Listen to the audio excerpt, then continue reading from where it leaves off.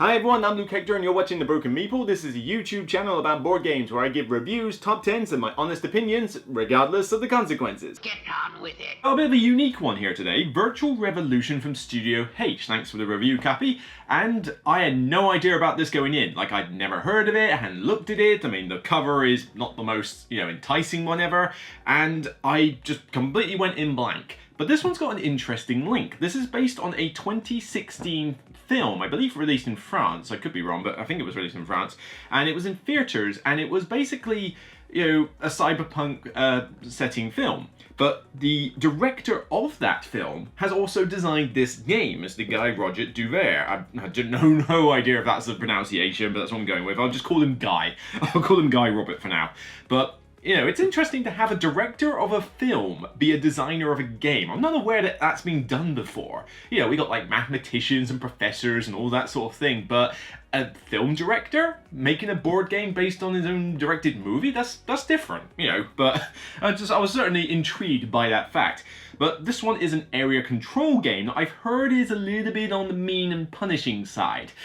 Mean and punishing is not something I'm a huge fan of in games, but I will give this one a fair chance and see whether it's mitigated or whether it's just complete punch in your face or whether it suits the game. I mean, this area control in a nutshell. Area control tends to be fairly mean, but I needed to find out more, so is this going to be a hidden gem or like a sleeper hit? Let's find out. So in Virtual Revolution, this world is basically a bunch of people plugged into verses, which are kind of like augmented realities, like westerns and gunfights or whatever you want them to be. The problem is they're so addictive and hard to distinguish from reality that most of the world population is plugged into these things. Think The Matrix combined with Ready Player One. But in this game, it is area control. So you have a map board, and it's folded in half here, but essentially they have these districts with single boroughs within, and the idea is that you are trying to get your influence into these boroughs in order for area control, and these controlling districts can get you title cards with special abilities and so forth. But in addition, what you're attempting to do is obviously get the most points, but usually by one of three other ways. Firstly, you can grab a bunch of agents, and these agents are essentially special characters that you can find during the game that give you special abilities, give you special bonuses, and if you promote them, you can essentially turn them into a boost card, which makes your actions much better. You also can build the verses themselves, these augmented realities. These represent sort of scoring cards that require a condition to be activated. Once they are, they give you a bonus, and you can score for them at the end of the game. And then the last thing you can do is build servers around the place. These servers allow you to exert a bit more dominance over the area control aspect, but they can generate a bit of income for you, and they're worth points at the end of the game as well. The idea with the actions is that on your board you have a very nicely laid out graphic design section of using free directors, which are essentially free meeples. You have free workers. It's not quite worker placement, but where you go on the board dictates where some of the actions you do happen. But the idea is that you'll place your director down, and then you have the ability to augment the influence in these areas, but in doing so, you have to draw corruption cards. These corruption cards you'll draw for various actions, and they basically represent negative effects that will trigger at the end of the round if you've got 5 or more of these. Essentially, Interpol comes and raids you. And then you have to choose one of 5 actions on your board, which have varying effects like get money, hire an agent, build a server, that sort of thing. But you can boost these, as aforementioned, with promoted agents or other boost cards to make the action more lucrative than before. When you get to the end of the round, Interpol will raid anybody with 5 or more of these corruption cards, so you have to be able to mitigate your losses or defend against them with immunity tokens. And the Necro Terrorists, who feature in this game, essentially will hit everybody in the group, but they will focus more on whoever's got the highest income at the time and maybe give a bit of a leg up to whoever's got the lowest. So they're kind of like rallying the weaker folk against the ones who they really want to go after. This sort of rinse and repeat play goes on for 5 rounds, and at the end of the 5 rounds, you total up some endgame scoring from objectives and verses and so forth, and of course, the one with the most. Of course! So let's start off with the production values. This is pretty solid, actually. I mean, yes, the worst component is probably these tiny little beads, which for some reason you store in your player board in these little slots, but there's no bottom to the board, so if you lift the board, they'll all just stay on the table. That's kind of odd, but that's a minor gripe. The rest of the production, though, is pretty decent. I mean, you have got very good chunky wood pieces for the servers and screen-printed meeples for there. You've got very good sort of glossy cardboard tokens for the money and so forth, but they're thick, you know, they're pretty sturdy.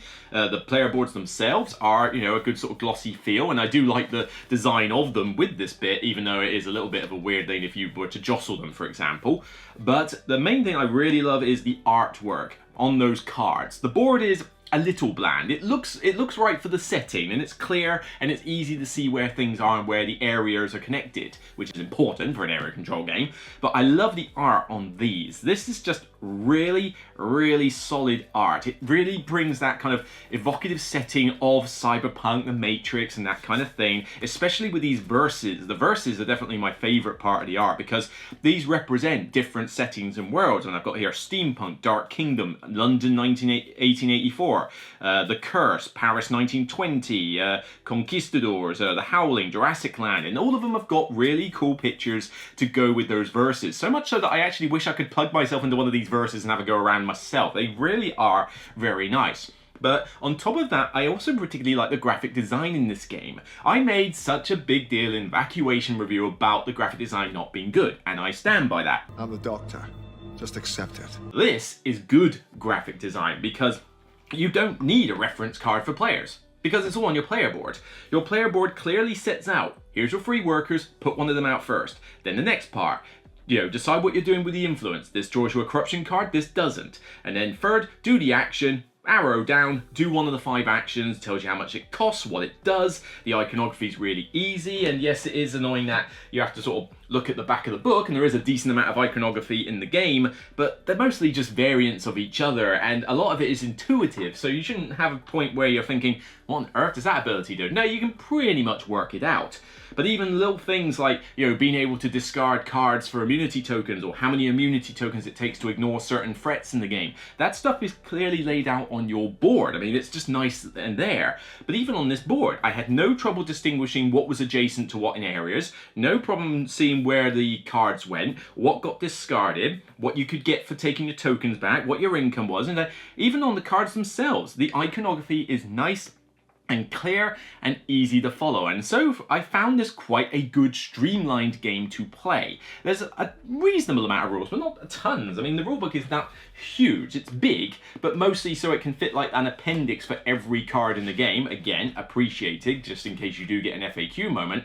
But really, there's the end of round and end of game, there's the actions pages, there's the free actions that you can do, like the gameplay of a turn, and there's the setup. So there's not a lot of pages you've got to read in here, and there's pictorial examples for everything.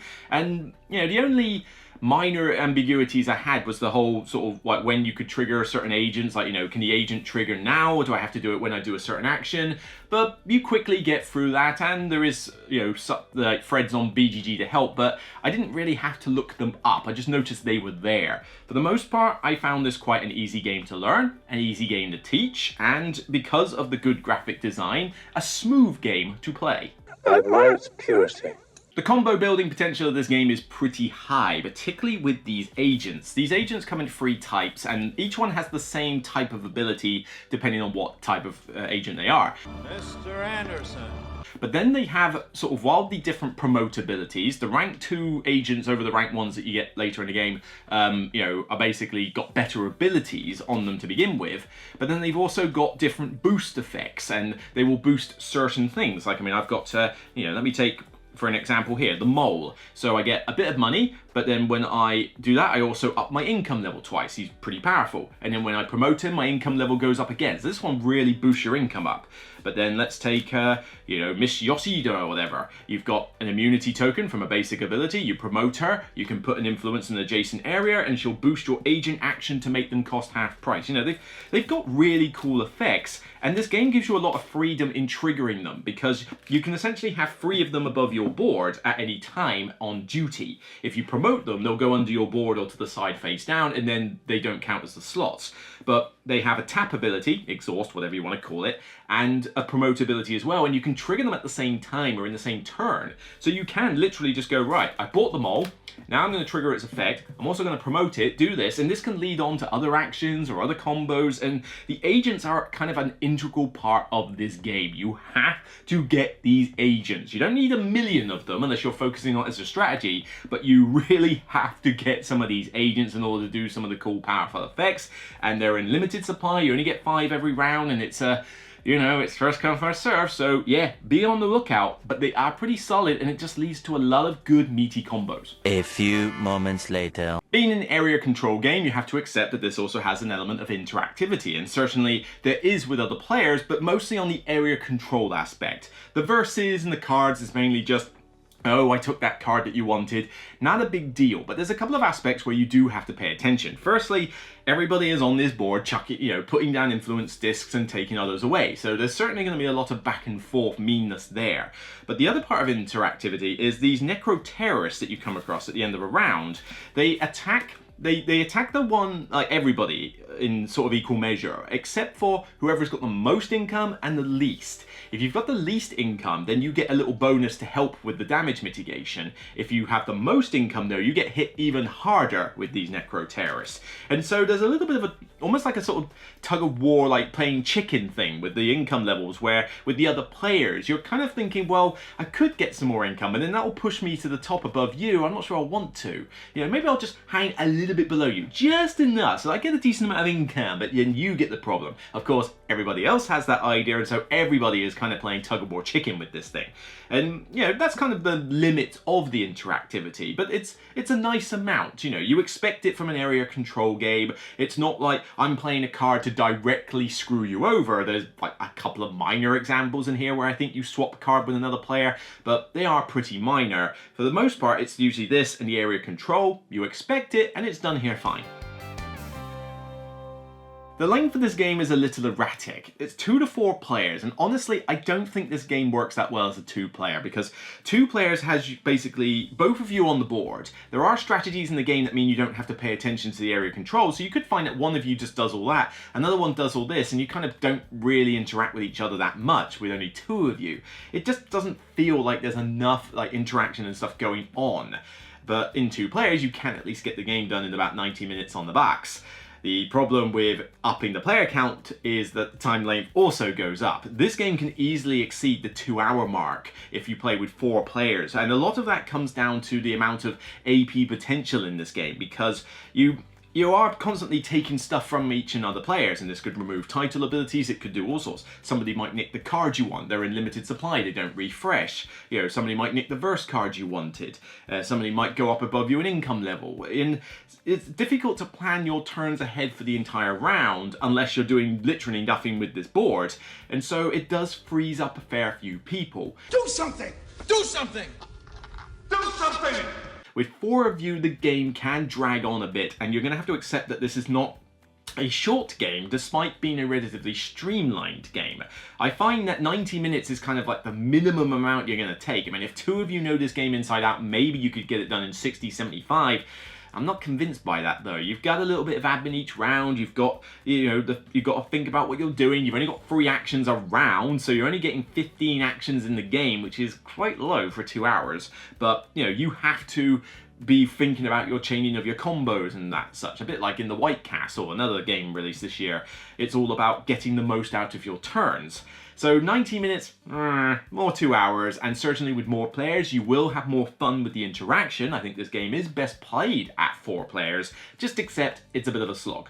But the game's biggest flaw, and one that does hurt it quite a bit for me, is this punishment aspect. As I said, I don't tend to go for the mean and punishing games, but sometimes I do. Sometimes they do something that I really like, something unique, or I just expect it, I know it's going to be one of those, and I go in for it.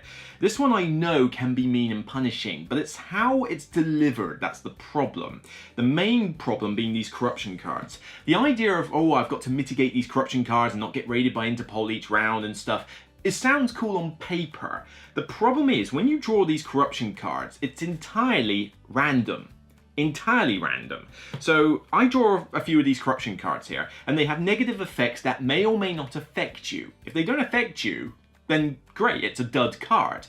But it's entirely luck of the draw as to which of these you get. And I'm not hearing this problem from a lot of other critics about this game, so I'm a little bit concerned about that, but you can't ignore it. For example, I draw here, lose an agent of a tech type on duty. Well, I haven't got any tech guys, great. I then draw another one, 2 credits. whoopee-doo. Money's not that difficult to get off in this game. Okay, fine. What's another one there? Kill the boost card underneath these 2 actions. That's alright, I've only boosted these 3 actions, I don't care, fine. You know, a different type of agent on duty. Well, that's alright, I'll promote him. There, I don't have one on duty anymore. The problem is that some of these can really hurt you, and some of them just don't care, but it's going to be random as to which player gets affected by what. Yes, there are ways to mitigate by discarding corruption cards, or sometimes randomly, which is like, why? But other ways you can do a donation action to get rid of specific ones, but you've only got 3 actions around. If I've got to spend a whole action to get rid of corruption cards because they're going to hurt me, and someone else does not, they are, by default, on a better position than I am purely by luck. This is something that a lot of games this year just don't seem to understand, and this one's another victim of it. I mean, here, you know, lose a server in one of these 2 districts. Well, I can't exactly pick up the server and move it. Yeah, I can deal with losing an agent. I can just promote him and get him off my board. But if I've got a server in a district, I can't move it. It's stuck there. So I have to get immunity tokens to do it, otherwise suffer a very painful, you know, outcome. And these corruption cards are not balanced at all. I mean, losing a server is $10 and a whole turn. It's quite a significant thing to lose in this game, as well as being victory points. Losing a disc in a district can be annoying for a title card, sometimes you don't care, but it's still pretty punishing. Losing a boost card, not the end of the world. I mean, your action will be a little bit less good, but it'll still be fine.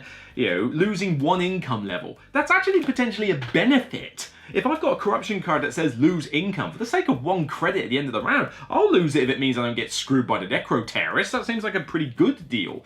And then you've got -2 credits. Whoopee!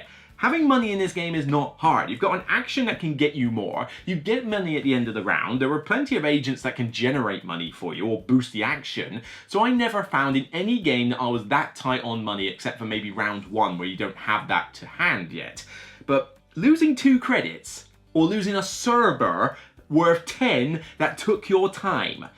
There's a balance issue here, and so these corruption cards are a bit frustrating because I can see my opponent draw about 6 of them and I go, this is going to hurt him.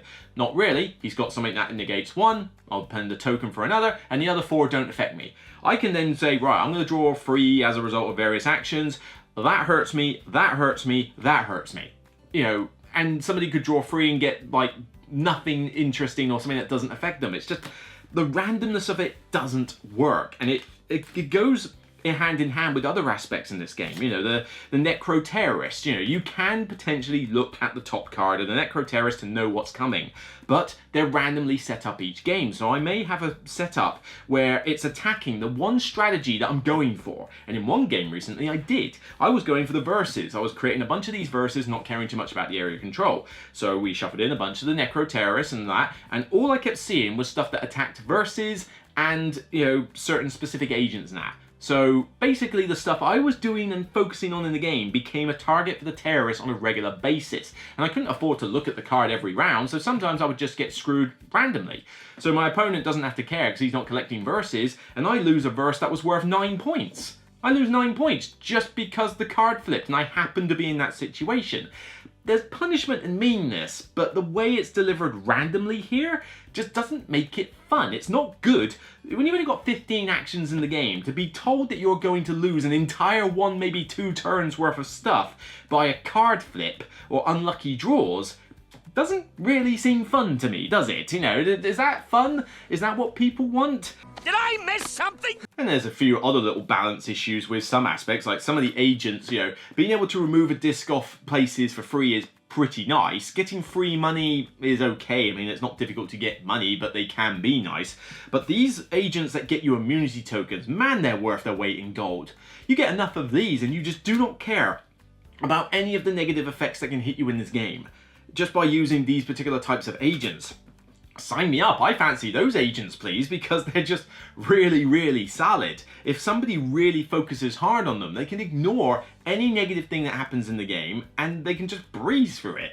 And these title cards are also a bit of a problem. The game does give you an alternate set of 10 cards, or maybe that was a promo at Essen, I'm not sure, which I might have to try at some point, but these original 10 in the box, in the retail edition, are not balanced. You know, the districts vary as to whether they take 3 or 4 boroughs to control, but even so, they're not balanced. I mean, you've got one here that says, all right, you can get rid of a server or reverse card for $10. I spent time and effort to make those. Why would I just scrap one for $10? You know, I mean, it cost me $10 to make the server in the first place, so why do I want to then scrap it for 10? You know, it's worth points. Why would I get rid of it? That doesn't make any sense. But then you've got other ones here, like, there was another one there. You don't need to have presents to build a server. Big whoop. It's not that difficult to get your presents on the board, and you can do it really relatively easy. When you do the work action, get another $5.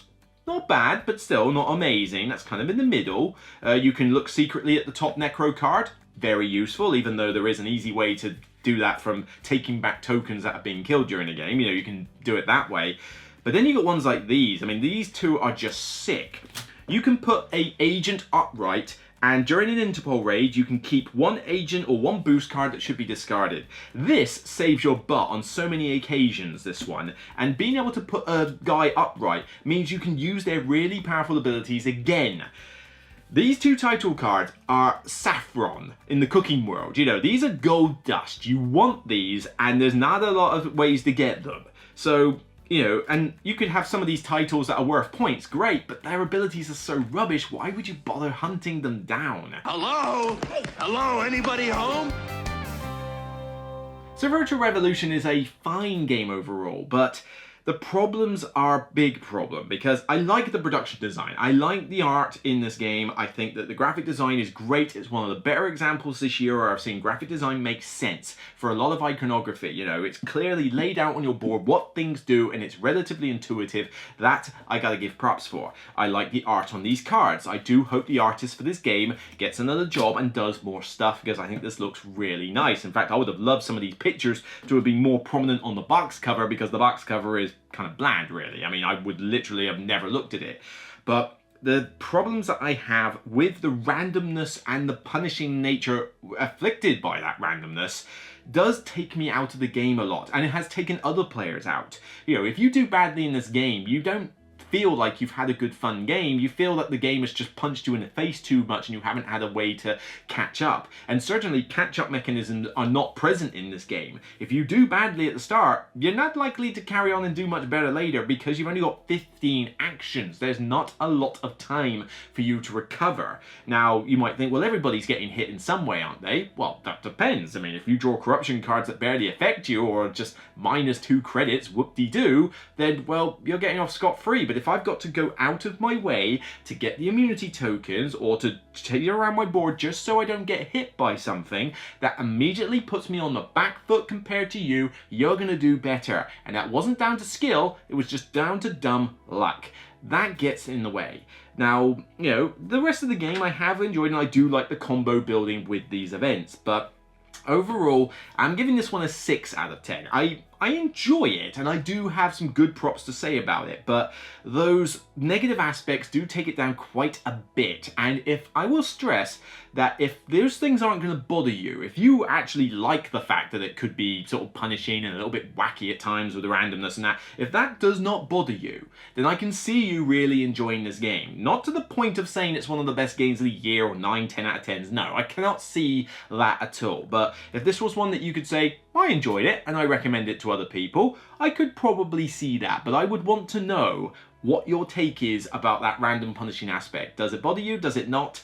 That I'd be interested to hear if this is a game that you really enjoy. But 6 out of 10 is still above average. I still like it, and occasionally I could be convinced to play it. But it's just not one that I feel I want to bring out too often. It's just maybe just a little bit too random with the meanness. You know, if it was a bit more directed meanness where I had more agency over it, I'd probably give it a bit more leeway. But to just have card draw screw me over in a 2-hour game, not good for 2023. So that's it for me on this episode of The Broken Meeple. If you like what you see, then please thumb it up on YouTube and thumb it up on Board Game Geek when it goes live on the page. Let's get it in the hot review section. Don't forget to check out all the other reviews I've been doing, including the Ticket to Ride Legacy, both spoiler-free and spoilers. There's a lot to say about that game, and trust me, you're going to want to watch it if you're thinking about forking out for it, because there's some information you really need to know. But also check out Apiary, where I've reviewed the most hyped game from Stonemaier this year. Well, to be fair, there's only one game from this year, but still, it's hyped like crazy, but but does it deserve it, or is it completely overrated? And of course, don't forget to check out my Patreon, because this channel does not operate without the support of the Patreons, because review copies are not always a plentiful thing, and so the Patreons help keep this channel running with all the fees and subscriptions and costs, and I thank you wholeheartedly for it. So take care, and remember, as always, regardless of which verse you want to plug yourself into, it's still only a game. So take care, and I'll see you in the Taiwanese Health Spa verse.